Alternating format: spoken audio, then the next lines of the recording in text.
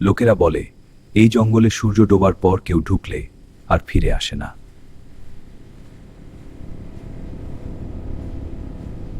কেউ জানে না কে এই মন্দির বানিয়েছিল, কিন্তু গ্রামের মানুষ বলে এখানে কিছু একটা বন্দী আছে। কেউ জানে না কে এই মন্দির বানিয়েছিল, কিন্তু গ্রামের মানুষ বলে এখানে কিছু একটা বন্দী আছে। লোকেরা বলে ঝড়ের আগে জঙ্গল হঠাৎ অস্বাভাবিক হয়ে যায়, কারণ তখনই জেগে ওঠে জঙ্গলের পুরনো অভিশাপ হয়ে। জঙ্গলে হঠাৎ এমন আতঙ্ক যেন সব প্রাণী একসাথে পালিয়ে যাচ্ছে।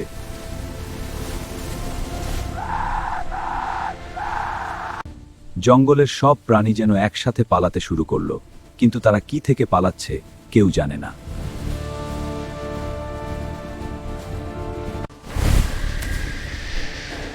তো কোনো প্রাণী এর সাথে পালাতে শুরু করলো, কিন্তু তাতে তাড়াচ্ছে কেউ জানে না। ওটা বাঘ নয়, ওটা অন্য কিছু।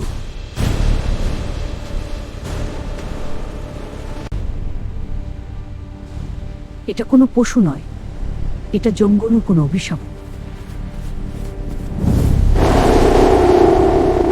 পশুরা মানুষকে দেখে পালায়, কিন্তু আজ তারা পালাচ্ছে অন্য কিছুর ভয়ে।